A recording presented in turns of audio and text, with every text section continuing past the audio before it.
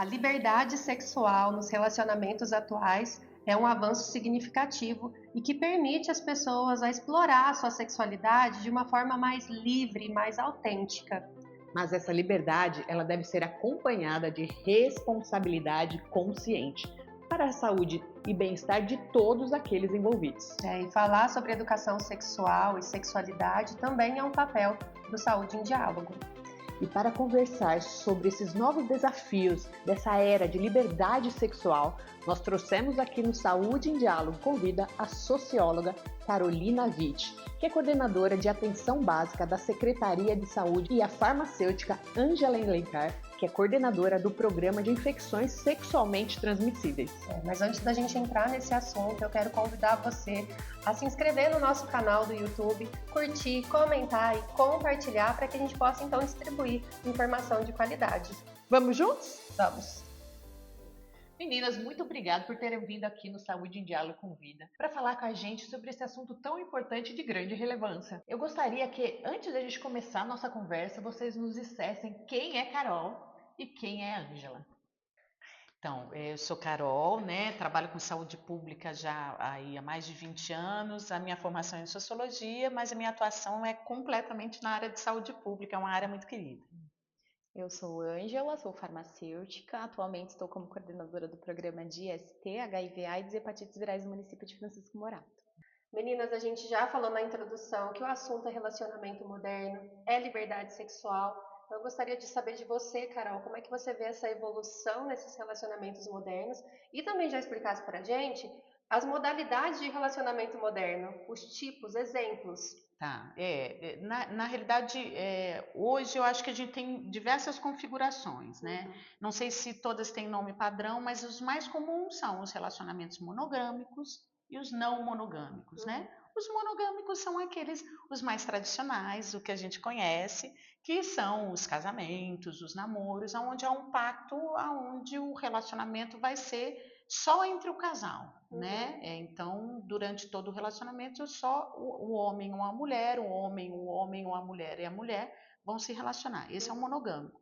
O não monogâmico, em geral, que a gente costuma dizer que é o mais praticado, que é o não monogâmico ético, é aquele onde há uma contratualização entre o casal, seja ele monogâmico ou não, onde haverá relações sexuais fora daquele relacionamento. Há um consentimento. Há um consentimento. E há também um conhecimento, não dos detalhes, mas há um acordo, né, no relacionamento não monogâmico, que o casal terá relações extra-relacionamento. Extraconjugais ou extra-relacionamento, a configuração que for dada. Essa é uma modalidade também de relacionamento já muito formalizada e muito em vigência, né? Muito atual, né? Muito mais atual. Do que lá na nossa, a gente é de uma geração que isso não era tão comum quando a gente era criança, exato. Né? Então é cada vez mais comum. Exato. E obviamente, para além da questão dos relacionamentos, o que existe são os encontros e os outros tipos de configuração, que não é de relacionamento, que são o que na nossa época era amizade colorida, hoje são amigos, né? Mas também está combinado dentro da responsabilidade afetiva que não há um relacionamento contínuo, fixo, e que são amigos, mas são amigos que transam, são amigos que têm relações sexuais. Isso está cada vez mais em vigência, principalmente entre nos aplicativos, né? Alguns aplicativos têm até a configuração de qual que é a sua intenção? Relacionamento, algo sério, casual ou amizade. São basicamente dentro dos aplicativos as grandes configurações. E os aplicativos também fazem parte dessa evolução também para se adequar às necessidades das pessoas. Antes da pandemia já existia aplicativo de encontro, né? Isso, então agora, cada vez mais, até dentro dos relacionamentos, migrando aí para os encontros, a prévia ali, né, no virtual, para depois virar o real. Exatamente. Isso eu acho que é basicamente o mais comum, né? O que você vê hoje, obviamente, na nossa geração, talvez a gente tenha um pouco mais de resistência, mas a geração até uns 30, 35 anos, eu acho que poderia afirmar que boa parte das pessoas solteiras já estão dentro de algum tipo de aplicativo de relacionamento. Interessante. E a gente vê que existe uma liberdade gigante hoje em dia, né? Então a pessoa pode fazer o que ela quiser né? Mas diante disso, o que você vê de benefícios, mas também de desafios dessa evolução toda? Eu acho os benefícios é a questão da exploração, né? De experiências novas, inclusive da própria abertura de relacionamentos afetivos, de experimentações e de experimentações de cunho sexual, né? Que como as relações estão mais fluídicas, elas estão menos estáveis, né? Elas estão, inclusive a gente tem mais acesso a diversidade no mundo global. Então, por exemplo, a lógica dos encontros mudou completamente. Então, se você está numa cidade e você tem um aplicativo, você pode conhecer, né, uma outra pessoa de uma outra cidade. É muito comum pessoas de outros países. Então, acho que isso é uma vantagem do ponto de vista das novas experiências e de exploração. As desvantagens sempre depende daquilo que a gente procura, né? As desvantagens eles são relacionamentos mais líquidos, que a gente chama, com menos estabilidade, com uma possibilidade de durabilidade menor, porque as opções são imensas, né? Outra desvantagem também é com relação, obviamente, às doenças sexualmente transmissíveis. Eu não posso afirmar que os relacionamentos monogâmicos e os não monogâmicos éticos, eles dão total segurança, mas obviamente tem uma lógica de estabilidade, uma lógica de confiança, né? Pelo menos dita, né? Verbalizada. Já esses relacionamentos mais fluídicos, mais casuais, obviamente que eles vão trazer situações de risco maiores, porque a gente não conhece a pessoa por inteiro, a gente não tem uma história com a pessoa por inteiro. Então, nesse sentido, a prevenção se torna cada vez mais importante. Né? Especificamente falando sobre as ISTs aí, as infecções sexualmente transmissíveis. E eu queria falar um pouquinho sobre isso. A Ângela pode explicar para a gente, né? A gente nem fala mais DST, né? O termo correto é IST, né? Queria que você explicasse isso para a gente, quais são as principais ISTs que existem e quais são os principais métodos para você ter a prevenção, então, contra uma infecção sexualmente transmissível. Antigamente era se falado muito sobre DSTs, né, doenças sexualmente transmissíveis. E esse termo hoje não é mais usado, né? A gente mudou para ISTs, infecções sexualmente transmissíveis. Por quê? Quando a gente fala que uma pessoa tem uma doença, geralmente ela tem uma presença de sintomas, né? E nas ISTs nem sempre tem sintomatologia. É por isso então que mudaram o nome. É por isso que mudaram o nome. Então a gente não pode falar que a pessoa está doente, né? Tem uma doença. A gente fala que ela tem uma infecção. Interessante. Uma das mais comuns, né, que a gente está vendo um grande aumento é a sífilis, né? A sífilis hoje está muito aumentada, tanto nos jovens como nas pessoas mais idosas. Você vê um grande aumento da sífilis. HIV também, a gente está tendo um grande aumento de infecções pelo HIV. E aí tem umas outras que aparecem sempre, né? Gonorreia, clamídia, infecção por tricomonas. A hepatite, as né? hepatites virais. Então, assim, tem umas infecções que são mais comuns, né? Que são tratadas facilmente, né? E tem essas que não têm cura, como o HIV, por exemplo. E os principais métodos para a gente prevenir essas infecções? Eu acho assim, o principal método para prevenir todas as infecções seria o uso do preservativo, né? Em todas as relações sexuais. Mas a gente sabe que isso nunca acontece, nem sempre acontece, né? Muitos casais, muitas pessoas deixaram de usar o preservativo. Então hoje a gente tem algumas formas novas, umas tecnologias novas de prevenção, né? Como a profilaxia pré-exposição do HIV, que é uma medicação que a pessoa faz uso, e ela evita pegar o HIV. Então, ela faz uso antes de se expor e ela tomando todos os dias, ela está livre de pegar a infecção pelo HIV, que é uma infecção que não tem cura. E qualquer pessoa pode usar? Como que funciona? Qualquer pessoa pode usar, né? Antigamente, quando saiu a PrEP, ela era indicada para pessoas mais promíscuas, né? Tipo, profissionais do sexo, homens que faziam sexo com homens. Hoje não, ela entrou como mais uma forma de prevenção como preservativo. E você consegue tudo aonde? No posto? No posto de saúde geralmente não tem, mas a gente tem nos SAIs CTAs, né? De todos os municípios. A maioria dos municípios tem a PrEP, né? É uma medicação nova e a pessoa toma um comprimido todos os dias. Então, ela serve para previamente a relação, né? Previamente a relação. Não é nada para depois, Não tá? é Porque nada pra depois a gente também vai entrar nessa questão do depois. Isso. Então, a pessoa vai lá no CTA e fala, eu gostaria de ter o medicamento da PrEP. Isso. Tá. Aí ela pode fazer o uso. Às vezes tem pessoas que descontinuam, né? Param de tomar, porque às vezes arrumou um relacionamento fixo, né? E aí deixa de tomar porque não tem mais vários parceiros. E ela pode voltar a tomar quando ela quiser. Além disso, os testes rápidos também é uma forma de prevenção, né? Perfeito. Eu acho que todas as pessoas hoje que têm vida sexual ativa deveriam fazer os testes rápidos pelo menos a cada 6 meses. Periodicamente. Periodicamente. Os testes que a gente tem hoje disponível, que o resultado sai em 15 minutos, é o teste de HIV, sífilis, hepatite B e hepatite C. Esse sim está disponível em todas as unidades de saúde da família, né? E quando você fala para todo mundo, é para todo mundo, independente da configuração do relacionamento. Exatamente. Porque às vezes as pessoas têm relacionamentos fixos, né, e acham que estão livres das ISTs, e nem sempre estão, né? Sim. Então é interessante que todo mundo que tenha relação sexual sem uso do preservativo faça os testes rápidos também, que é uma forma de prevenção, né? Você descobrindo uma infecção recente, você tem mais formas de tratamentos mais efetivos, né?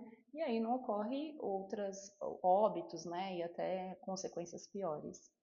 E eu acho que uma coisa muito importante também eu acho que é a comunicação aberta entre os parceiros, né, Carol? Perfeito. Porque conversar sobre isso, quem usa, quem não usa preservativo, vamos usar ou não vamos usar, qual é o seu ponto de vista? São os pactos, né? Eu acho que independente a gente costuma dizer que um relacionamento saudável é um relacionamento que agrega, é aquele que nos torna mais felizes. Então, aqui a gente não tá para julgar que formatação de relacionamento ou se eu quero ou não um relacionamento, né? Mas assim, o quanto isso investe na minha felicidade, me faz mais feliz. E dentro disso, a gente costuma dizer da responsabilidade afetiva. A responsabilidade afetiva, além do diálogo aberto, tem a ver também com a empatia e a preocupação com a saúde do outro. Obviamente, o Sistema Público de Saúde, o Sistema Único de Saúde, tem todas essas ofertas, mas a gente também deve pensar que isso é um investimento público que a gente faz. Então, a responsabilidade afetiva também tem a ver com o fato, eu preciso realmente me colocar nesse ponto de exposição, né? Então, se eu não tenho um relacionamento, acho que é isso, eu preciso me expor. O quanto isso vai me trazer de felicidade, o quanto isso não vai me trazer de felicidade, vai me trazer preocupação. E quando a gente está num relacionamento estável, né, com um parceiro fixo, a gente poder ser o mais aberto possível. O amar é também pensar no cuidado com o outro, né? Claro. Então, a prevenção, se eu me expus, se eu errei, tem sim os métodos, Todos né? esses que a Ângela falou, que Todos esses recursos não faltam, exatamente. Né? Então, se eu estou no município, eu não tenho um centro de testagem e aconselhamento, mas eu tenho uma unidade básica de saúde. Em todos os municípios existem unidades básicas de saúde. Eu vou fazer o teste rápido. Não tem a PrEP aqui, mas tem o teste rápido. Então, mesmo estando num relacionamento efetivo, é muito importante a gente cuidar da saúde do relacionamento, faz parte a gente poder também ter uma dinâmica de testagem permanente, né? Tanto do homem, da mulher, ou se for um casal homossexual, também deste casal. Então, isso é fundamental. Eu acho que aí você entrou um pouco para falar assim, de como, do ponto de vista ali do relacionamento, né? Como ter essa comunicação aberta, a responsabilidade afetiva, né? Obviamente, né? A responsabilidade afetiva. E você também falou um pouquinho da parte de sociedade, né? Como que a gente pode fazer esse movimento de respeito, de prevenção de doenças na nossa cultura, no nosso dia a dia? Eu acho que são iniciativas como essa que vocês estão fazendo aqui no Saúde em Diálogo, né? A gente falar sobre as relações, falar sobre as novas configurações sexuais, a gente poder falar num espaço de confiança, né? Porque tem pessoas que gostam de se expor e tem pessoas que não gostam. A gente aqui tem um dever ético enquanto profissional de saúde de estar falando a respeito disso, né? Mas eu acho que a gente falar mais sobre essas novas configurações e as gerações, né, que não estão acostumadas com a nova cultura, é uma nova cultura de relacionamento.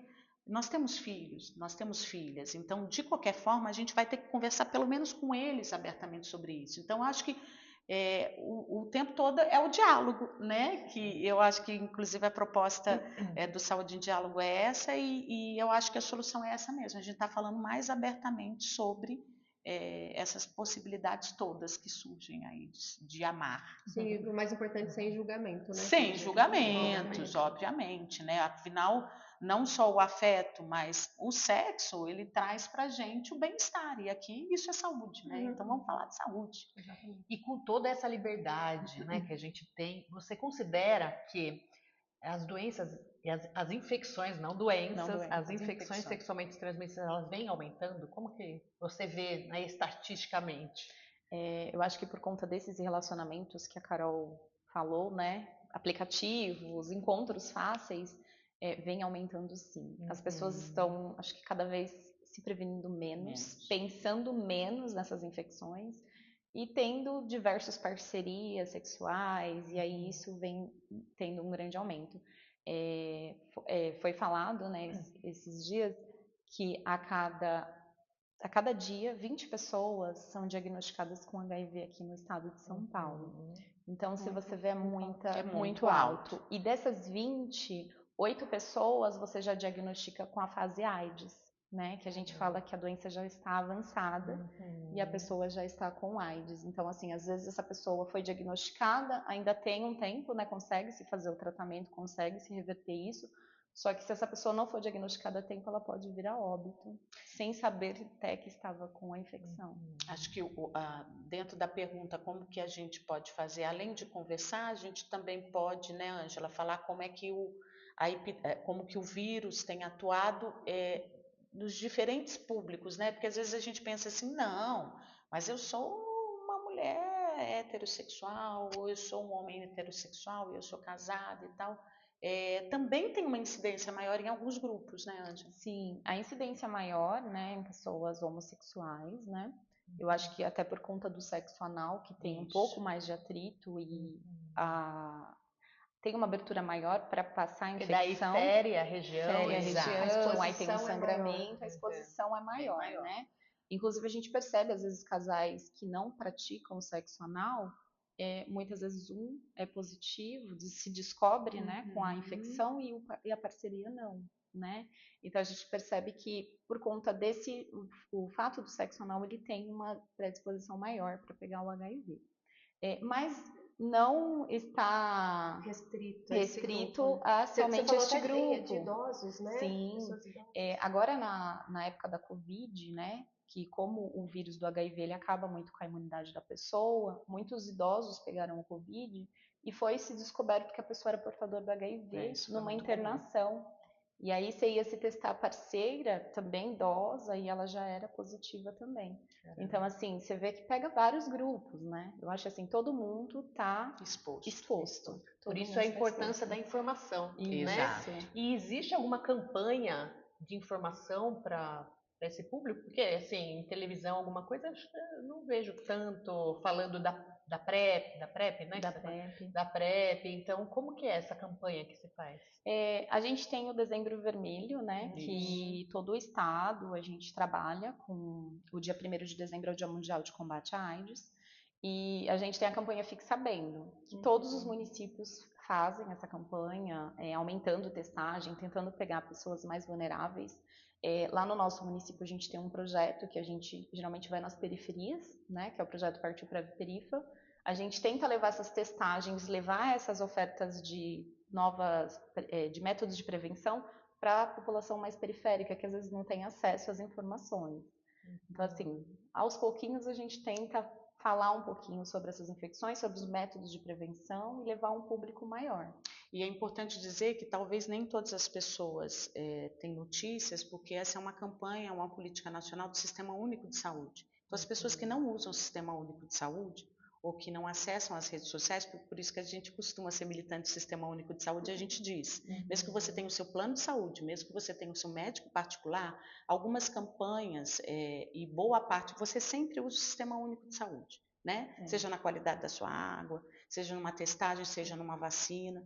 Então é muito importante a gente estar aproximando também toda a população aí brasileira e do estado de São Paulo ao Sistema Único de Saúde. Essa é uma campanha. Quem usa o SUS sabe claramente de todas as campanhas programáticas. E essa das ISTs, elas Então, são daí a gente fala permanentes. que talvez o público de classe média e alta talvez não tenha tanta informação, né? Se não tem. buscar, não sei como é o acesso desse tipo de informação para esse público tá que não exposto, utiliza. O né? acesso, obviamente, o Sistema Único de Saúde é para todo mundo, né? Então, quem acessa o sistema, ele tem essa informação. Mas eu digo que não vai diretamente buscar esse tipo de recurso. Não vai porque normalmente buscar, não mas vai. obviamente talvez seja um apelo até para os planos Sim, de claro. saúde, profissionais da área privada de saúde também investirem não só nas ISTs, mas na divulgação e na orientação das doenças transmissíveis. A gente está falando de sexualmente transmissíveis, mas obviamente a gente, enquanto sistema público, sabe também, a gente sabe das nossas fragilidades, mas sabe da fragilidade do sistema, muitas vezes particular e complementar. E nesse sentido, nós somos especialistas, né? Não é à toa que a gente tem o maior sistema nacional reconhecido internacionalmente como Sistema Nacional de Imunização, que são as vacinas. Então, tem coisa que a gente é muito boa, né? Que o Sistema Único de Saúde é muito bacana e modéstia à parte, as doenças transmissíveis nós somos realmente especialistas e fazemos isso há muito tempo. Então, se a gente pudesse fazer parcerias e conscientizar também o setor privado e complementar, é importante. Inclusive, vocês trabalham numa cidade muito atuante, que é um exemplo para as outras cidades, que é Francisco Morato, né? Acho que é importante também realçar essa questão do movimento de vocês, que pode se tornar exemplo para outras cidades, para outras comunidades, para que vocês também possam ser lá a referência, para que se possa implantar esse modelo em outros lugares também, né? Exato, exato. Esse trabalho que a Ângela faz, né, lá com a equipe. Teve prêmio, tudo, Teve né? premiações. Teve premiação. Sim. Fala o prêmio que você recebeu, isso é importante também. A gente recebeu um prêmio, né, desse projeto, Partiu PrEP Perifa. Falando um pouquinho da PrEP, né, a PrEP ela estava sendo muito acessada, sim, por pessoas de alta escolaridade, alta renda, e não estava sendo acessada pelas pessoas de baixa escolaridade, mais vulneráveis, né? Então, até esse projeto ele foi criado por conta disso. Como chama o projeto? Partiu PrEV Perifa. Partiu PrEV Perifa. PrEV Perifa. Que é prevenção periferia. Isso. Porque eles estavam vendo que o acesso à PrEP eram por pessoas brancas, de alta escolaridade e alto nível social.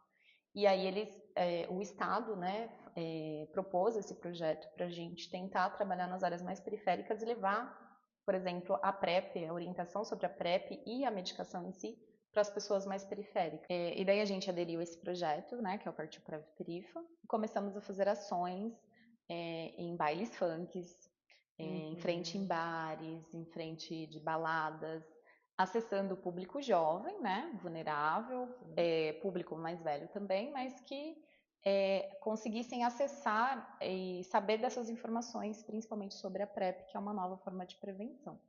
E nisso a gente conseguiu ganhar, a gente apresentou este trabalho no COSEMES de São Paulo e conseguimos ganhar um prêmio estadual, que é o Davi Capistrano. E depois a gente foi apresentar esse projeto no Congresso Nacional.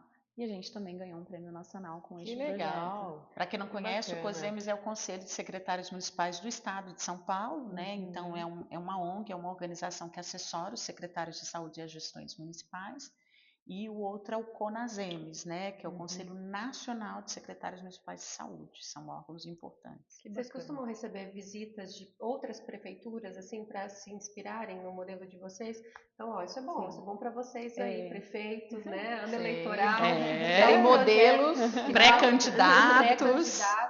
Que tal, né, a gente ter esses modelos, né, essas pessoas que estão fazendo isso com uma maestria, né, de forma brilhante, para que a gente possa ampliar isso, né? Replicar.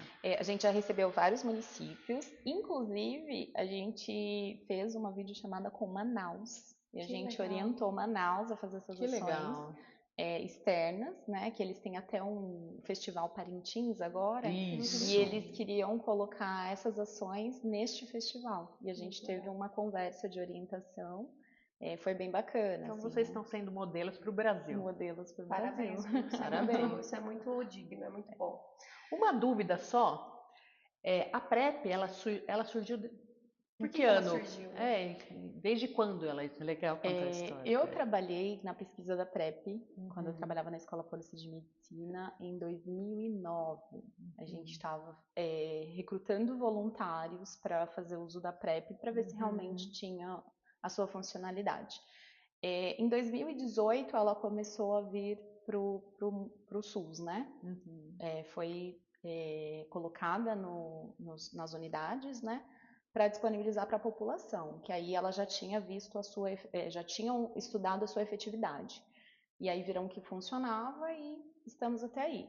Francisco Morato aderiu à PrEP desde 2018, quando começou a funcionar, e a gente está até hoje, né? Tem alguns municípios que estão mais recentes com a PrEP, mas a cada ano que passa, mais municípios estão aderindo para ter essa medicação, né? Que é uma forma de prevenção. Mas acho que é importante dizer também que a PrEP, em 2018, acho que ela foi ofertada no sentido de que fosse uma política pública para uma população mais específica, que são as profissionais dos sexos, os caminhoneiros.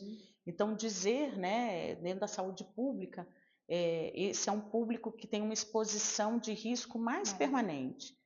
As profissionais do sexo, ou os profissionais do sexo, né, homens ou mulheres, obviamente é uma profissão. Sim. Então, elas sabem que muitas vezes elas vão ter um ganho maior da relação sexual sem o preservativo. Então, uma clientela alta paga um preço maior por sexo sem camisinha. Então, obviamente, ela toma essa PrEP e vai para o programa, né? Então, assim, a PrEP, ela surge nessa lógica da exposição permanente. Então, hoje, ela já está generalizada, porque o Sistema Único é universal, mas ela foi criada dentro de uma estratégia para um público específico que se expandiu, né? Além disso, por exemplo, pessoas que viviam com HIV e tinham uma carga viral alta, né? A parceria que não tinha infecção poderia usar a PrEP para evitar a transmissão. Perfeito. Hoje, o HIV, né? A gente já tem o I igual a I, que é o indetectável igual a intransmissível. As pessoas vivendo com HIV que tem carga viral indetectável, ela não transmite mais o HIV para sua parceria sexual, mesmo sem uso do preservativo. Consegue fazer isso na testagem rápida? A gente consegue fazer isso nos exames de sangue, que é é de outro carga teste. viral. Tá. Isso. Então, a pessoa vivendo com HIV, ela faz carga viral a cada 6 meses. Então, a gente observa, se aquela carga viral está indetectável, ela já não transmite mais a infecção por via sexual para sua parceria. Então, essa parceria não precisaria tomar PrEP. Apenas a parceria que a pessoa ainda tem carga viral detectável, né? Que apresente números de cópias. Então, a PrEP também era muito indicada para isso, ainda é, né? Então, assim, a pessoa que tem um parceiro que é positivo não vai deixar de se relacionar com aquela parceria por conta da infecção e tem a PrEP que ela pode tomar. E é importante também dizer que, junto com o Programa Nacional de Imunização, que a gente falou de algumas vacinas, a gente também tem o maior programa nacional também de DST-AIDS, né? De ESTs, mas especificamente de HIV. Então, essa é uma construção, né? Desde o início da epidemia, né? Que para os mais antigos, né? Que lembram, era a famosa, é péssimo dizer isso, mas era tida como uma epidemia de peste gay, se falava da peste gay, o que é um absurdo se dizer de peste, né? Porque todos nós pegávamos, mas havia um preconceito muito grande entre os colegas também em relações homoafetivas. E hoje é um avanço científico imenso a gente poder ter métodos de prevenção, quer dizer, você se previne antes do ato sexual. Então, não são todos os países que eu acho que desenvolveram essas tecnologias, mas o Brasil tem um grande desenvolvimento do sistema único com relação a isso. E aí, entrando nesse assunto aí de prevenção, você falou de vacinação, eu queria já começar a sessão, né, Ju? Mitos e verdades. Muita coisa, a gente tem muita informação disponível na internet, mas nada melhor do que perguntar para quem sabe do assunto. Então, aqui vocês vão encontrar a resposta, mito ou verdade, para as seguintes questões, e eu vou começar justamente pela vacina. Mito ou verdade, Ângela, existe vacina para ISTs? Vamos se dizer verdade, né? Porque a gente tem algumas vacinas para algumas ISTs, porém não para todas, né? Hoje já é disponível aqui no Brasil vacina para o HPV, que é o papiloma vírus humano, né? Que é uma vacina que é dada a partir dos 9 anos, né? Temos a vacina da hepatite B, que a criança já é vacinada na maternidade, né? E recebe as outras doses posterior. E o adulto que não é vacinado também pode fazer a vacinação da hepatite B. Temos a vacinação da hepatite A, né? Que é dado também na infância. E a gente teve, algum tempo atrás, um aumento de hepatite A em pessoas que tinham práticas sexuais anal-oral, né? Porque a hepatite A é uma infecção que a gente pega por consumo de alimentos mal lavados, né? Frutas, e teve um aumento de hepatite A nessa população. Tem a vacina da monkeypox também, né? Que foi definida também como uma infecção sexualmente transmissível. Então a gente tem essas vacinas, né? Ainda não temos vacina para o HIV, nem para sífilis, né? Nem para as outras ISTs, mas eu sei que tem estudos de vacinas para o HIV, ainda não bem sucedidas, mas eu sei que tem bastante pesquisa sobre isso. Legal. Quem sabe um dia. Quem sabe um dia se Deus quiser, né? Aparência saudável significa que a pessoa não está infectada? Mito. Super mito. Hoje, né, falam quem vê cara não vê infecção. Não vê né? infecção. Ah, gostei. Não é quem vê Quem cara, vê cara não não tem tem infecção. Quem vê Boa, cara não vê gostei. infecção. Essas ISTs, né, como já foi falado anteriormente, muitas são assintomáticas. Então, mesmo a pessoa portando uma dessas infecções, ela às vezes não sabe, né, por não ter sintoma. Então, assim, ninguém tem uma cara de, eu tô com sífilis, eu tô com HIV. Então, é super mito. Aparência saudável tem que se testar também. Não é porque você viu aquela carinha bonita, aquele Bonitinha. rostinho corado e fala, não tem Aquela nada. pessoa bem nada. vestida, Pessoa cheirosa. bem vestida. É, Isso, não exato. tem nada a ver uma coisa com a outra. Exatamente. Métodos contraceptivos evitam, eu ia falar DST, evitam ISTs. Mito. Métodos contraceptivos evitam a gravidez, né? A concepção. A concepção. Não evitam nenhuma IST. Mas aí talvez a camisinha entraria como método contraceptivo e também para prevenção. A camisinha entraria como método contraceptivo. O único, né? O único. Que faz os dois. O único que faz os dois. Camisinha masculina e feminina. feminina. Exato. Vamos lembrar que existe também, né? Verdade. Sim. Okay. Pode-se identificar IST sem exame? Mito ou verdade? Vamos se dizer que acho que mito, né? Tem algumas ISTs que tem um corrimento, alguma coisa que você não precisaria de um exame para identificar. Às vezes só com a sintomatologia os médicos geralmente tratam, mas a grande maioria, se você não fizer um exame específico, você não vai saber. Eu recebo muitos usuários que às vezes dão um diagnóstico de HIV e a pessoa fala assim, mas eu sempre fiz um hemograma, eu sempre fiz exames de rotina, mas aqueles exames de rotina não vão mostrar uma IST, como o HIV, por exemplo. E outra pergunta, mito ou verdade? Uma vez que é tratada a IST, ela não volta mais. Mito. Mito? Super mito. Super mito. Tem, principalmente muitas reinfecções. Por exemplo, a sífilis, né? A sífilis ela é uma infecção hoje que é tratada, tem cura, porém a pessoa se expor novamente, né? Uma relação sexual desprotegida, ela pode pegar novamente a sífilis. E a gente só vai ver isso através dos exames, se ela teve uma reinfecção ou não. Sim, o tratamento vai trazer vida longa, qualidade de vida, né? Mas não vai eliminar a possibilidade de reinfecção. Não vai criar um anticorpo que ela fale, não pego mais, né? Sim. Como uma vacinação. Entendi. IST só comete pessoas promíscuas? Primeiro que o conceito de promiscuidade... Mito ou verdade? Mito. Primeiro que o conceito de promiscuidade eu acho que já não existe mais, né? Eu acho que quando a gente fala em relações fluídicas, quando a gente fala em escolhas, quando a gente fala em autonomia, eu acho que o termo promiscuidade já é uma moralidade diante da decisão do outro, né?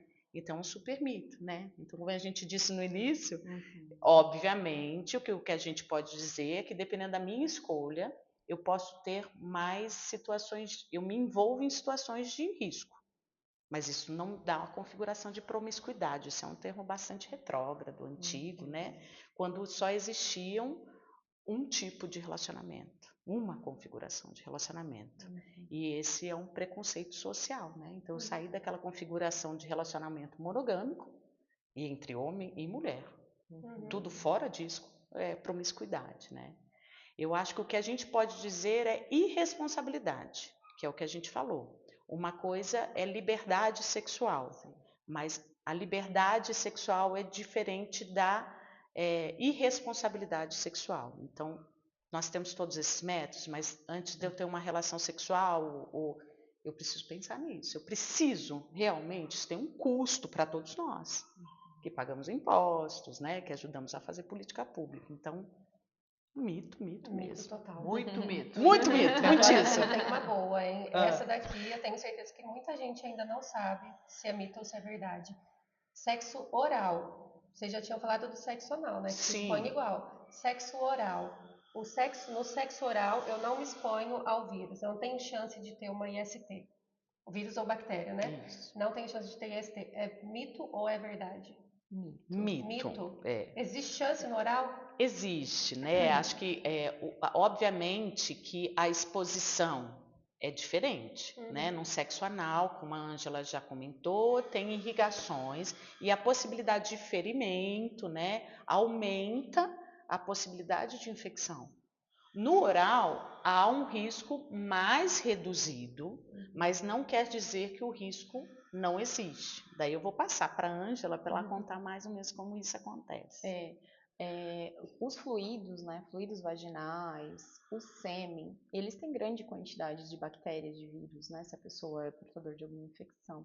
Então, corre-se o risco, sim. A gente já verificou, por exemplo, pessoas com sífilis que a gente identifica por infecção na garganta. Exato. Então, assim, é mito, né? Pode sim se pegar pelo sexo oral. Orienta-se também o uso do preservativo no sexo oral, né? A gente sabe que é mais difícil que alguém faça, raríssimo, né? É raríssimo. Às vezes a gente até orienta a usar o preservativo feminino, que é um pouco maior, né? Para colocar, mas corre-se o risco sim. Então, fechando essa sessão de mitos e verdades, foi bem esclarecedora. Gostei muito dessa jogada dinâmica nossa aqui. E eu tenho uma pergunta para fazer que é a seguinte. Então, a gente falou o tempo todo de prevenção, da responsabilidade afetiva, mas imagine então que houve a relação sexual, mas no momento da relação sexual, o preservativo se rompe. O que a pessoa tem que fazer? Primeiro, procurar o serviço de saúde que ela já frequenta, né? Que seja uma unidade ou que seja um médico de confiança, seja um consultório de confiança e, de novo, dialogar sobre essa relação. Quer dizer, ela se preveniu, mas depois houve o desdobramento de uma situação de risco, né? Que estourou, então houve o contato, né? Isso. Hoje a gente já tem uma profilaxia pós-exposição pro HIV, no caso, né? Que é a PEP. Essa PEP é como uma pílula do dia seguinte para evitar a gravidez. Só que é uma pílula do dia seguinte que evita o HIV, o vírus do HIV, que é um vírus que não tem cura, né? Exato. A partir do momento que você adquirir ele, você vai ter que tratar para o resto da vida até o momento. Então, assim, a PEP, ela é uma medicação que você tem que procurar um serviço de saúde em até 72 horas, né? Passou dessas 72 horas, ela já não tem eficácia. E é uma medicação que a pessoa vai tomar por 28 dias. E ela não vai pegar o vírus do HIV. Se ela teve uma exposição de risco, ela não sabe se a pessoa tem ou não tem o HIV, é melhor se prevenir. Então, ela vai tomar a medicação. Se ela teve uma exposição com o vírus não vai se alojar ali e se multiplicar. Então, ela vai ficar livre deste vírus. Porém, a gente não tem uma PEP para as outras infecções, né? Então, assim, o ideal é que a pessoa vá fazer um teste, né? Quando ela vai pegar essa medicação. E depois de 30 dias da exposição, repita os testes, porque ela pode ter pego uma sífilis, depois pode aparecer alguma sintomatologia de algum corrimento, né? Alguma coisa diferente. Mas a gente tem essa PEP que está ajudando muito, né? Está evitando muitas infecções, porque se a pessoa for dentro do prazo, ela tomando essa medicação, ela não vai correr o risco. Além disso, não só para o rompimento do preservativo, mas a PEP ela também é indicada em caso de violência sexual, né? Uma pessoa que teve passou por uma violência sexual até crianças, né? Ela pode entrar com a PEP em até 72 horas. E pessoas, principalmente profissionais de saúde, que se perfuram às vezes com uma agulha de um paciente, legal, né? interessante. Ela também pode fazer uso dessa PEP. Lá no nosso município está disponível na UPA, né, na Santa Casa, e no SAI CTA, né? Ainda não está disponível nas unidades básicas de saúde, porque a gente já tem o SAI CTA e tem as unidades 24 horas que tem também essa medicação. Muito interessante. Então tem a PrEP, tem a PEP, né? A PrEP também é para HIV, certo? Também é para Então, HIV. uma é prévia e a outra é pós. Exato, exato. Isso Então há anos significa, atrás. só fica doente quem quer, né? Quem quer, quem não procura, né? Quem não se cuida. Quem não procura Quem não se cuida. cuida. Recursos tem diversos, Tem, né? bastante. Mas é que tem sempre aquele, né? Não vai acontecer comigo, né? É. E às vezes não procura uma pós e nem procura uma pré, né? E às vezes acontece. Tem o cuidado pré, durante e pós também, né? Exato. Então, a gente realmente tem que ter informação e fazer uso de todos esses recursos que estão aí disponíveis, né? Muito importante. E ser feliz, E ninguém tá E ser livre, feliz, né, porque você pode ser... Não é? Vamos amar uns aos outros, Sim. vamos se relacionar, ter a liberdade, mas vamos fazer uso de todos esses recursos, vamos ter consciência. Eu acho que A primeira coisa, né? o nosso papo hoje principal foi realmente trazer essa informação e a consciência para o público que está aí sexualmente ativo, não só os solteiros, mas também os casais, Sim, né? sim. De ter essa informação cada vez mais enraigada na sua mente que existe todos esses recursos que devem ser utilizados. Exatamente. Né? Gratuitos. E gratuitos, olha. E além disso, Viva gratuitos. SUS. E também existe as pessoas, porque tem a sífilis, né, que ela é transmitida entre os parceiros, mas também tem a sífilis congênita. O que é essa sífilis congênita? Voltando um pouquinho, a sífilis ela é uma infecção sexualmente transmissível, né, causada por uma bactéria. Geralmente transmitida através da relação sexual, mas ela também pode ser transmitida da mãezinha grávida, gestante, para o seu bebezinho, né? A sífilis ela tem tratamento e tem cura. Por isso, tão importante a realização do pré-natal, né? Uma gestante que tem o seu teste positivo na gestação de sífilis, ela tem o recurso do tratamento que tem no SUS, né? Que é a penicilina benzatina, a famosa Bezetacil. Exato. Esse é o tratamento mais eficaz, porque ele vai tratar a mãezinha e vai tratar o bebezinho dentro da barriga. Porém, infelizmente, temos muitos casos de sífilis congênita, de mães que às vezes não se tratam durante a gestação, ou de mãezinhas que fazem o tratamento, porém os seus parceiros não tratam, e às vezes acabam reinfectando aquela gestante que passa para o bebê, né? Infelizmente, a sífilis congênita, ela causa danos para o bebê, né? Se a gestante conseguir progredir com essa gestação, porque causa muito aborto, porque ele impede a passagem de nutrientes para o feto, então ela pode ter um aborto e nem ter o bebê. Muitos bebês nascem prematuros, muitos com baixo peso, e tem as outras consequências que às vezes vai ver posteriormente, né? Que é um retardo no desenvolvimento da criança, às vezes não anda no tempo certo, não fala no tempo certo. Algumas crianças já nascem com algum problema ósseo, né? Inclusive uma criança que foi exposta à sífilis, ela passa por vários exames na maternidade ainda. Então, assim, é importante toda gestante fazer seu pré-natal, se identificar a sífilis, tratar a sífilis, que aí ela não corre o risco de ter um bebezinho doentinho depois, né? Ela vai ter um bebê saudável. Porém, a mãe que não trata, ela causa essa sífilis congênita. Agora, é importante dizer no caso da sífilis, como em todas as ISTs, mas essa especificamente, porque a gente está falando de uma terceira vida, da importância da adesão do parceiro ao tratamento. A gente tem também, né, vários programas estimulando, que a gente chama de programa Saúde do Homem, porque hoje o que continua acontecendo? O nosso grande público são as mulheres. As mulheres cuidam muito mais da sua saúde do que os homens. Sim, e nesse sempre. caso, a reinfecção, se ela não abrir mão desse relacionamento, ela vai ser reinfectada, porque realmente esse parceiro não está fazendo adesão. Então, acho que para além, né, da responsabilidade materna e da gestação, acho que o homem precisa fazer adesão mesmo. Muito interessante. Eu acho que isso é um alerta, né? Homens e mulheres, né? Realmente a gente fica muito focado em mulher por essa questão. É tradição, né? A mulher se cuidar muito mais. do que o homem.